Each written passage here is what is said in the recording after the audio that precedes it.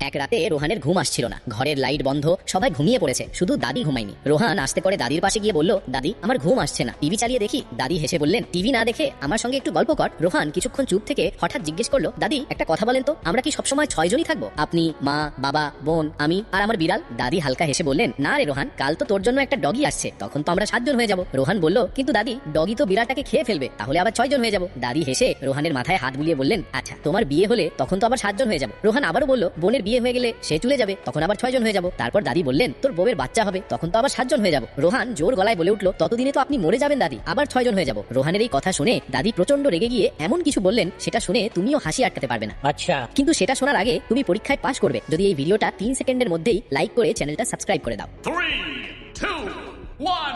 তারপর দাদি বললেন, এই ছেলের হিসাব শুধু মানুষ কমানোর দিকেই যায়, অসভ্য ছেলে, যা তুই গিয়ে টিভি দেখ, আমার মাথা নষ্ট করিস না।